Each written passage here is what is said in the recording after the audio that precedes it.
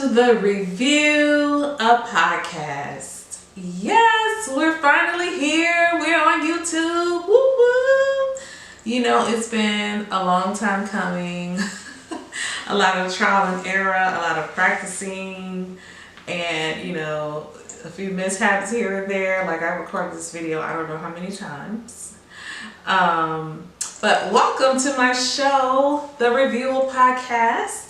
I need to let you know that the show used to be called the Review a Podcast before we were on YouTube, but now I changed the name to the Josephine Review Podcast. So, yeah, that's right. We are now titled the Josephine Review Podcast. Okay, we are formerly known as the Review a Podcast, but I decided I wanted to change the name. You know, we're doing something new. We're on YouTube podcasting. So why not put my name in the title? You know, it's only right. So again, this is episode 14. Thank you for joining me.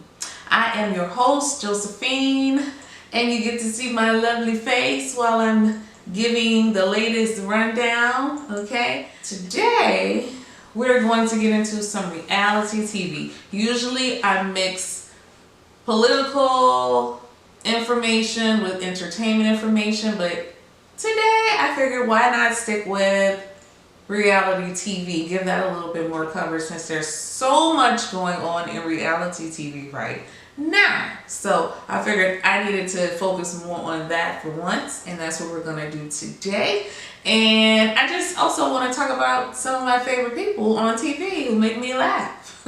Like Dr. Heavenly, like Kenya Moore. I want to talk about them, like Teresa. When sometimes I don't know what grammar she's using, but she is hilarious, you know. So I wanted to talk about those people today. Now, there is so much that has happened. I don't know where to start. You know, I just want to make sure I cover all the bases with that. So we're going to get into it. Today's show is titled Be Yourself. Yes, be yourself. The hardest thing for some people to do. You know, they like to leech off of the artistic qualities of people who've got it, and they don't. So they try to use your talent or elements of your talent to elevate themselves. So Be Yourself is the name of today's show, episode 14. As always, please understand that the views I express on my podcast are that of my own, and you, my wonderful listeners and viewers now, have the right to agree to disagree. You can catch me on the JosephineReviewPodcast.com every week for a new show. We're going to be more consistent from here on out now that I've gotten the YouTube channel together. So I hope you guys come and find me every week and enjoy some time with me, because I'll be there waiting for you. It's so exciting now to put a face to the show instead of you going to the website to see my little picture posted up there. Now you can see me live. I'm here. And you know, if you missed any live shows from the Josephine Review Podcast, you can catch me on iTunes, Google Podcasts, social media platforms, Twitter and IG, and at my website, thejosephinereviewpodcast.com, which will link you to an instant replay of the show's latest topics. Feel free to leave your questions and comments. I just might respond, and I say that all the time. So I hope it's you know, up there. You can comment to me now. You can comment to me about what I'm talking about, not about the way I look unless it's something positive. If it's something negative, I will not respond to that. Okay, I will not respond. But moving along, I'm ready to get into the show's topics. So first up is Real Housewives of Atlanta. So Real Housewives of Atlanta, they've already recorded the reunion. As everybody knows, we've seen the clips of the reunion with Drew crying. Oh my God, I'm so disappointed in you. Like, really? Drew, who are you disappointed in? I can't wait to see who she's talking about. I hope it's not Kenya again. Like, she's talked about her the entire season. I hope she's not crying about Kenya. But they've already done the reunion. I can't wait to see that. But let's get into this season. So I want you guys to also cut me some slack. This is my first show. So if I have any bloopers or blunders, it's all good. Okay, it's all good. It'll get better as time goes on. So I have a lot to say. The finale wrapped on Sunday.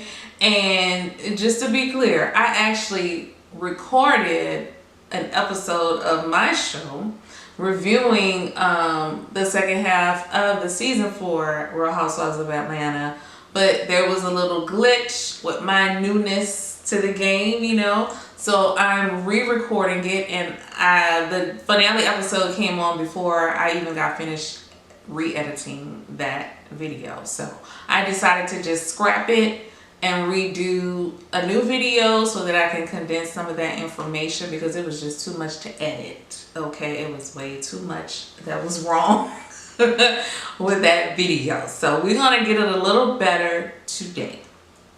All right, so much has happened this season, and I can't wait to get into that. Okay, when Kenya was friends with Portia, and Marlo wasn't friends with Kenya, I'm sorry, it was all good. Marlo didn't tell Portia, I'm not going to be your friend because you're friends with Kenya. So why is it different when it's Portia? Portia doesn't like to have a feeling that she's not in control, and if she can't control the person.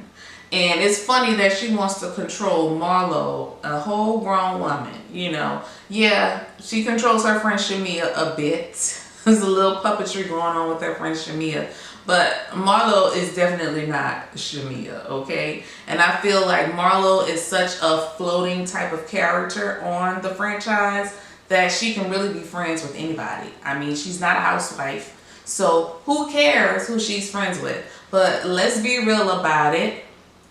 Portia, you did feel some type of way about Marlo being friends with somebody else. You're that type of person, like Nene said seasons ago, that doesn't like to share their friends. You're that person.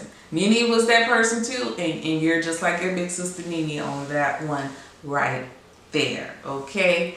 As far as Portia versus Kenya, last season we saw Portia in the confessionals going at Kenya the entire season, sort of like Drew has done this season, just attack Kenya, while Kenya was trying to be Portia's friend and thinking everything was all good when it wasn't all good to Portia. But Kenya didn't know until the end of the season, and she's watching it back like we're watching it. That's when she saw everything that Portia had to say about her, and it kind of soured something I felt that could have been really good. We are tired of seeing Portia versus Kenya, Kenya versus Portia, oh me, oh I don't want to hear this and that.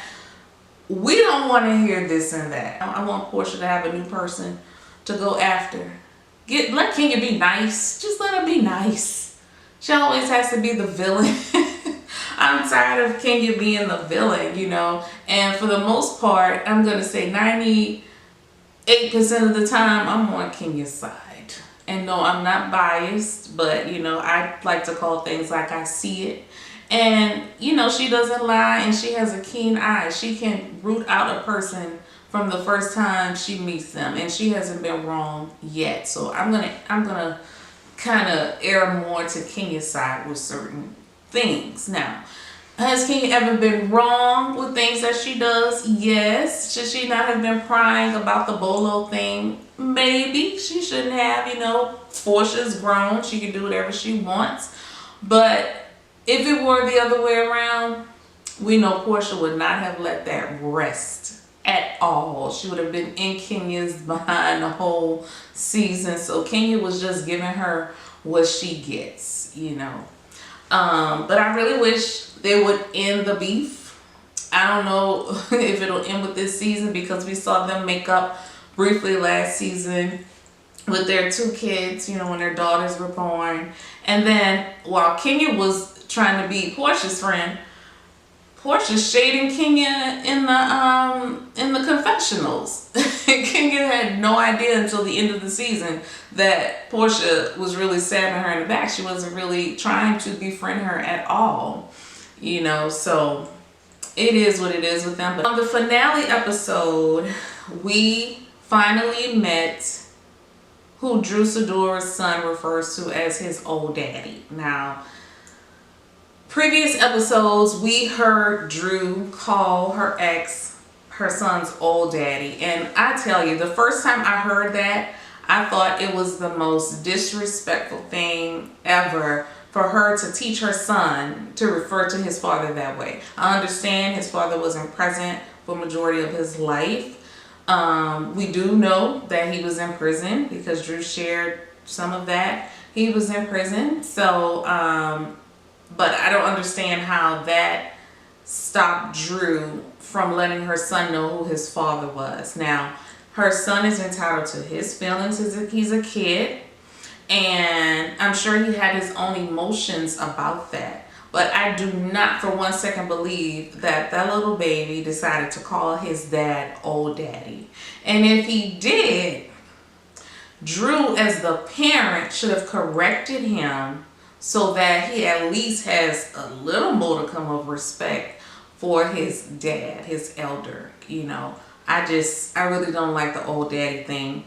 But anyway, we saw them meeting up in the finale. Now, I personally feel like Drew started off telling us in the beginning of the season that Ralph didn't really treat Josiah, her little boy, like his own. He didn't treat him the same as he treats the 2 biological children. Or, yeah, I think she has 2 children with him. But anyway, he doesn't treat Josiah the same. And so then we fast forward to now, where we see when they first asked Josiah about meeting with his daddy, Ralph was stepping up, being more parental than Drew was in that situation. He was being more sensitive to the little boy's feelings, actually, than his own mama was. And it was like, well, I thought he didn't treat him, you know, with the same love and care. But I saw love and care from Ralph with Josiah. So I don't know where Drew was coming from with that, or where she was going. But it probably was just another tall tale, another fable of hers, because she likes to tell stories, you know. But aside from that, they meet, and it was so awkward. And I understand, you know, it's reality TV and they have to show their real life, but I feel like maybe they all shouldn't have been at the table. There should have been a moment more where Josiah actually spoke to his dad on his own, but maybe he was uncomfortable. But I do respect Ralph for correcting Josiah when he was, you know, kind of being a little off-putting towards his dad, I'm going to say. But, you know, that's a touchy subject. And a lot of people I saw on social media said maybe that shouldn't have been aired on television, just like Riley and Block shouldn't have been aired on television. But it's their real life, and it's their choice if they wanted to air it. But I just feel like there should have been some more sensitivity and some more decency with handling that situation, in my opinion. But, you know, I'm just going to leave that part there. Now, let's move on. Let's get to this finale episode. Cynthia had her Friendsmas dinner set up, and it was beautiful. Her home is beautiful anyway, so of course the setup would be beautiful. She had great food and everything laid out for the ladies, and then they get there and Portia and Drew are late. Portia has been late the entire season. I don't know if it's by choice, if it's production giving her a later call time, or, you know, she's really just getting her hair done. I don't know what it is, but Portia was late and Drew was with her. Drew actually could have stayed home because everything was going fine. They had great gifts. I mean, really nice gifts. The iPhone, you know, some people were like, Candy bought an iPhone, but an iPhone is $1,000+. And, you know, it's for a friend, not so much my friend. So yeah, a phone is cool. Cool, neutral territory. So I can see why Candy chose that. I like the gift that Kenya picked from Shamia, the Chanel scarf and pin. That was really cute. But what I did not understand, and what I knew it was production, again, interfering, trying to create a story, and made matters worse. Even though there was some funny in it, they made matters worse when they had the assistant participate in Marlo's place. Because Marlo had her nephew and her assistant deliver cash in a box. $1,000 cash. And so instead of the assistant coming in and getting the cash, the assistant comes in and takes Kenya's gift. Kenya, who has a problem with Drew.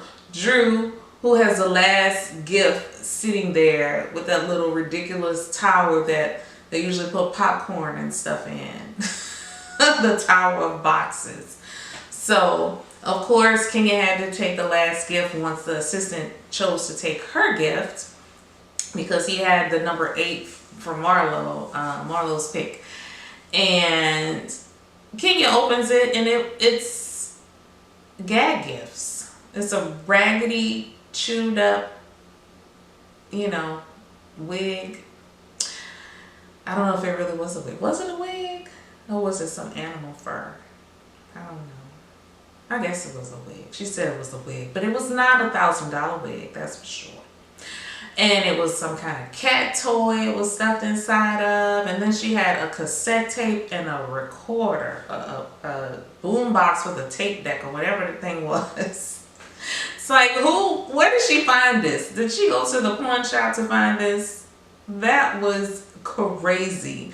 And then all of that to play a tape of a secretly recorded conversation. Like, I can't have any conversations with Drew because she records you secretly. So everybody needs to record her secretly when they're having conversations with her. See how she likes it.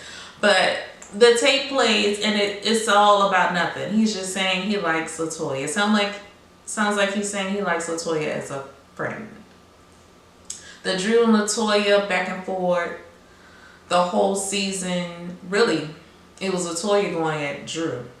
Drew went at LaToya maybe twice, and then the rest of the season she just was Kenya, going to sleep thinking about Kenya, brushing her teeth thinking about Kenya, feeding her kids thinking about Kenya, probably bringing her kids to school late because she was daydreaming about Kenya. It just was, you know. When was she ever thinking about Ralph in Tampa for 3 days? Or was he really? He wasn't really. I don't believe he really was. I think Drew made that up. Her and her husband tried to play it, you know, that little story, just so she can have a storyline. And Ralph looks like a bad actor every time they have to play out that stupid story. So I don't even believe that. I don't believe anything that Drew says or does, because she is a sneaky liar. She's a sneaky, shady person, and that's not my type of chick. And, you know, that's kind of also one of the reasons why I don't have friends, really. Because I have a very, very, very, very, very, very low tolerance for drama. I can't do it. I can't do it. I like straight up, honest people. You can even be brutally honest, because I'm brutally honest. So I can kind of take it, you know. But Drew is not that person. Drew is the person that you tell something to and she buries it like a little secret squirrel. She buries it until everybody's there, and then she asks you the question about the thing you told her in privacy and confidence, because she wants you to say it out loud yourself in front of everybody, so she can say, oh, well, you told everybody. And the truth is, no, I told you in confidence. So why are you bringing it up in front of everybody? And then she turns into the victim, and it's like, oh, I was just asking a question. I didn't mean anything. What is wrong with you? Where are you? No, Drew, you're being sneaky messy. That is sneaky messy. Okay. I don't much like that. So Drew is really not my type of chick. And I actually thought I was gonna like Drew before the season started. I didn't remember much about her from the game. I know her character was on there, but I didn't know the character name was her real name and all of that. But whatever, I thought I would like her, and there was nothing there to like. But moving on, Drew and Portia show up, and Drew delivers this gift, and Portia's looking at her with the meanest side eye, like, girl.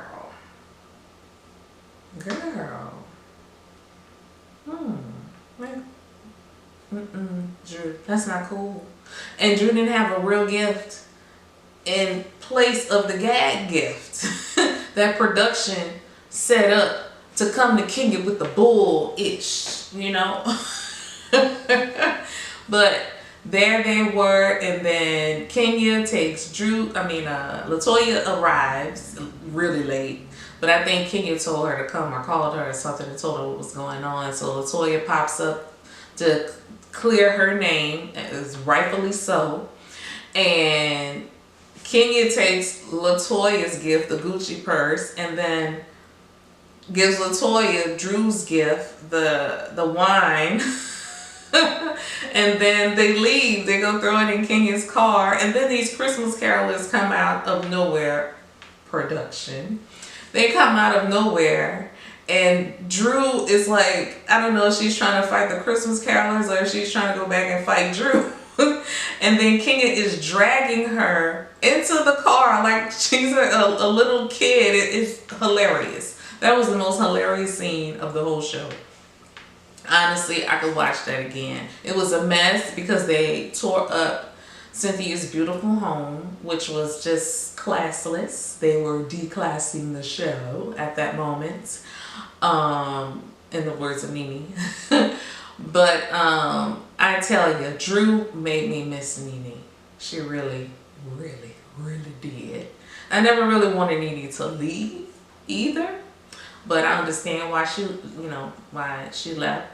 But Drew is not the replacement for Nene, and Portia is not the person to step into Nene's shoes. Nene's shoes are unfillable because she has a big personality, and yeah, Drew, baby, that wasn't it. That wasn't it. But Kenya throws Latoya into the car, and they leave, and now we're left with the reunion. So at the reunion, we see a preview clip about the reunion showing us what to anticipate, and the only thing I remember is Drew crying. Oh, you disappointed me. You really disappointed me. And I'm like, who is she talking to? Is she talking to Kenya? In editing, they cut and paste people into scenes, so it looks like she's talking to Kenya because Kenya's immediately responding after that in the cutaway. But until I see it, I don't know that she's actually talking to Kenya. But it's just like, Drew, why are you crying? It's just childish. I'm getting tongue tied. It's childish, and it doesn't make any sense. The same way you being bothered by Latoya and Prophet Lot doesn't make any sense. I don't even want to talk about the whole Prophet Lot thing because it was just the stupidest thing I've ever heard. Stupider or more stupid than the Bolo story. It's so pointless to talk about. I can't even get the words out. It's just stupid. Okay. But there she is crying, and I can't wait to see what she's crying about. Playing victim, playing church girl, when the church girl was backing it up on a stripper on a coffee table. Yeah, but anyway, if it works for her, then cool. That's a different type of spirituality than I'm used to. But hey, that's That's her cross to bear, not mine. um, but I can't wait to see the reunion. They also gave us a little sneak peek of Real Housewives of Potomac. And it was so quick, I don't even have a comment. I have no review about that little Potomac sneak peek. I just know that I got excited and I can't wait until it comes back. Okay, so enough about the Housewives for now. I can tell you that next episode I will be talking about Married to Medicine. But before I get into Married to Medicine, or briefing you that I will be talking about that, and into our next segment, which is Did You Know? I need to talk about more senseless shootings. I did not want to talk about politics this episode, but it's just so much going on. It's so crazy when you have a 20-year veteran cop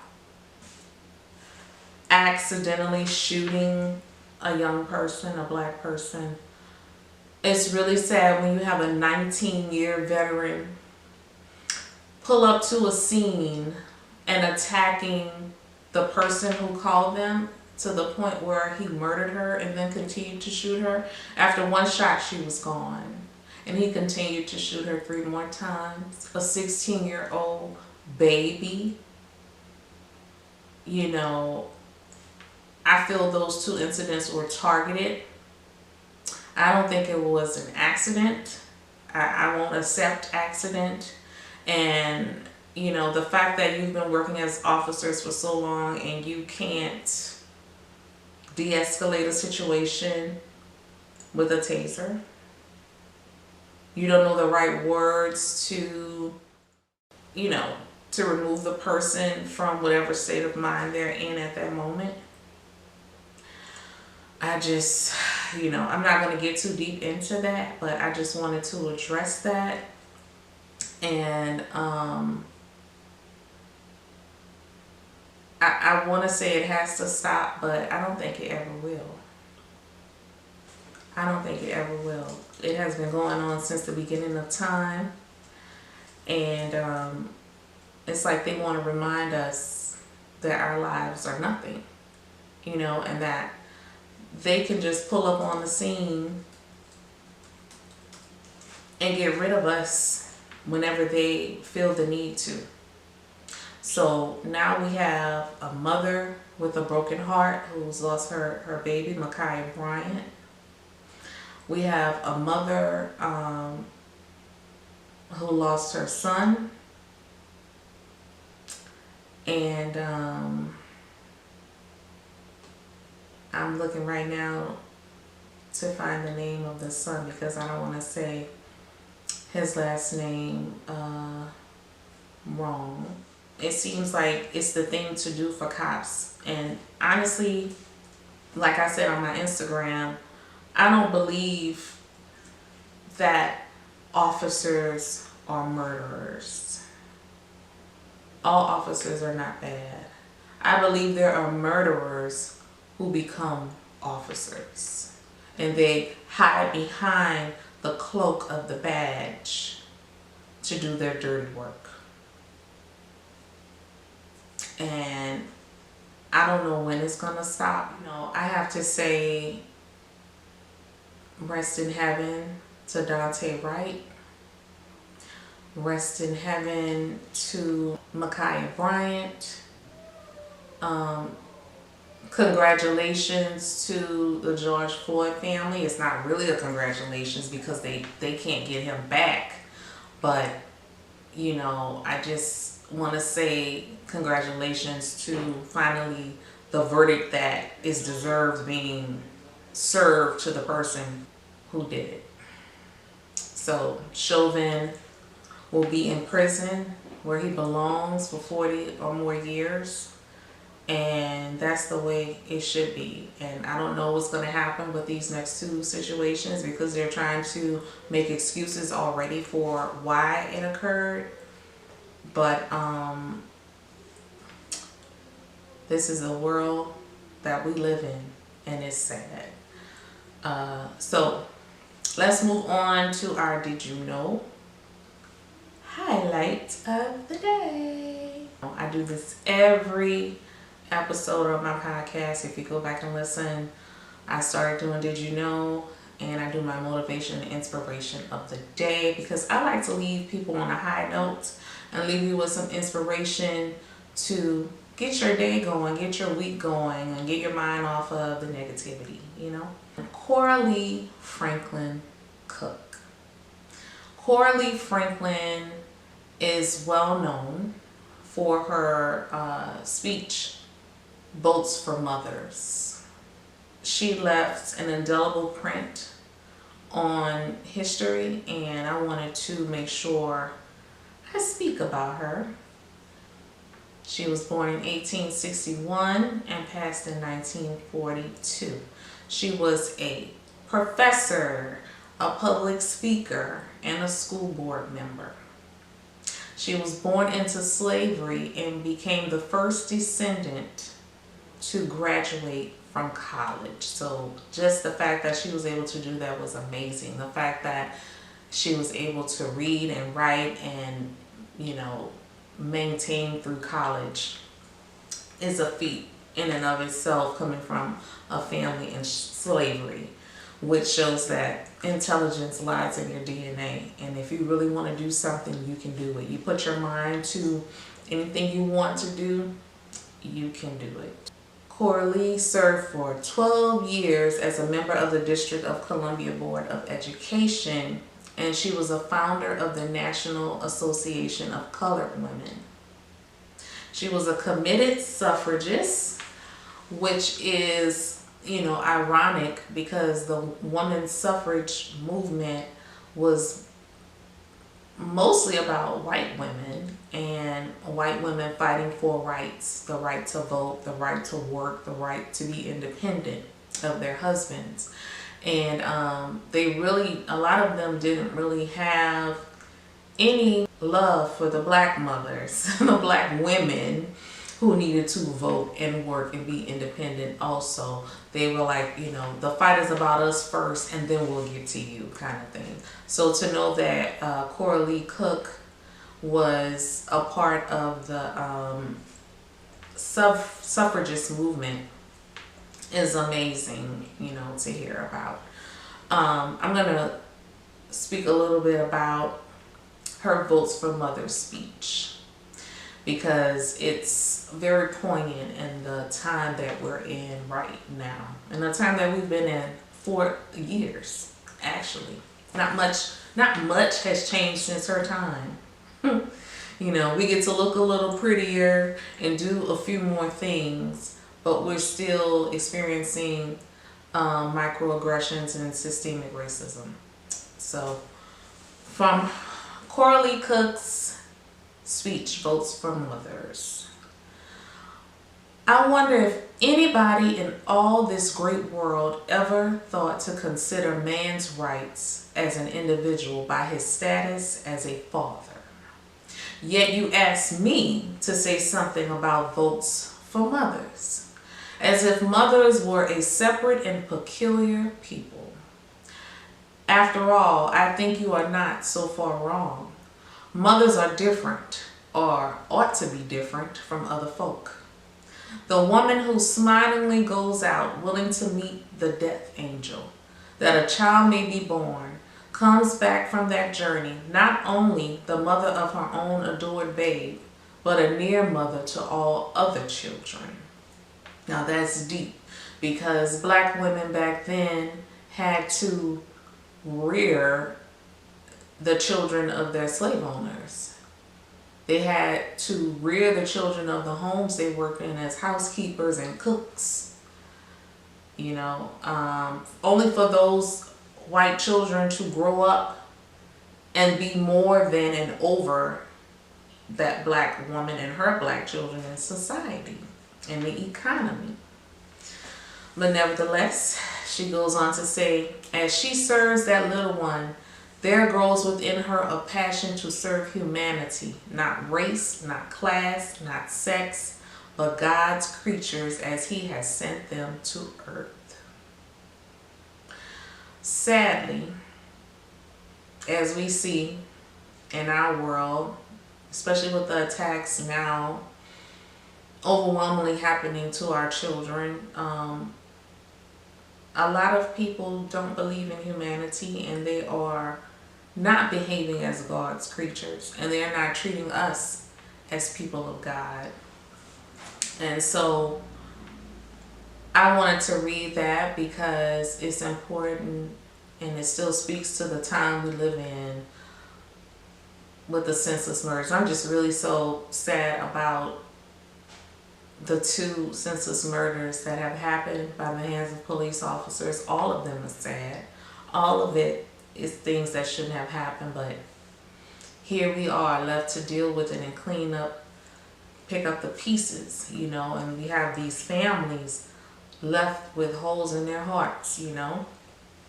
And this was in 1915 when Coralie Cook wrote Votes for Mothers, and now we have mothers that are still not getting the vote. They're still not getting the vote. They're being asked for their votes, and then they're being left behind after they vote and put these people into office that are not helping us at all. So that's our Did You Know of this episode. Coralie Franklin Cook. You can look up more about her.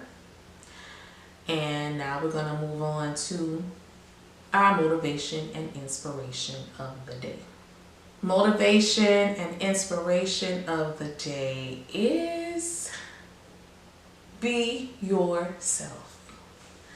Be yourself, because God made you with your own footprints. There's no one else that has your footprint. There's no one else who can be you, who looks like you, even if they favor you. It's something different about you that you have that they don't. It's so easy to look at someone else and say, oh, they have this, they have that, or they're doing this and they're doing that. Why don't I have that? Why is it not me? I mean, I'm better than her. I got more money than him, and I'm just sitting here and they getting all of this over there. Well, the reason they're getting it is because they're using what God gave them in their personal imprint, and they're living in their purpose, doing what they need to do. And so they are excelling by being themselves. But when you look at someone else and you envy them, and then some people envy others so much that they start to take on those person's qualities, and they steal them for themselves. And it's like, oh, you're doing that? I can do that. And I can do that better. Let's do this over here and take that from that person. And it's like, you can do that, but when you do it, you're copying. And we all know a copy is not ever, ever, ever better than the original. The original is always going to do it better, and it's always going to excel further, you know, unless you go over there and put your foot on that person to stop them. Like you start breaking the rungs on a ladder so they can't climb up when they're asking you for a hand up. That's the only way they won't make it. And the only way you won't make it is if you're taking and not living in your own purpose and using your own footprint. So let's remember to take pride in the talents and the tools that God has given us independently. We all can do what we need to do and what we want to do if we put our minds to it and listen to that little voice in our heads that says, go. Take that step, jump, leap off the cliff. Because once you leap, it's God that's there to catch you. But the only way he's going to step out to catch you is if you first be yourself. So I want you to take that with you for this next week. I will see you on the next podcast. It will be episode 15, episode 2 for YouTube. But technically episode 15 of the Josephine Review podcast. I am so happy that you guys have joined me. Those of you who are watching my first little video. I know it's not the best But like I said at the beginning, it's going to get better. Stick with me.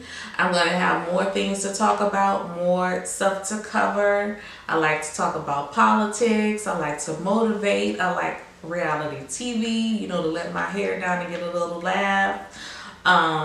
So that's what you'll see when you see me.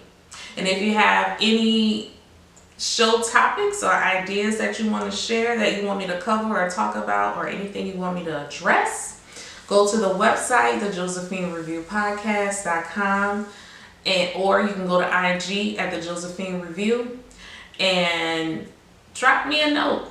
Send me a DM, send me a message, and I will get back with you or cover your topic or whatever it is. Thank you for joining me for my first show.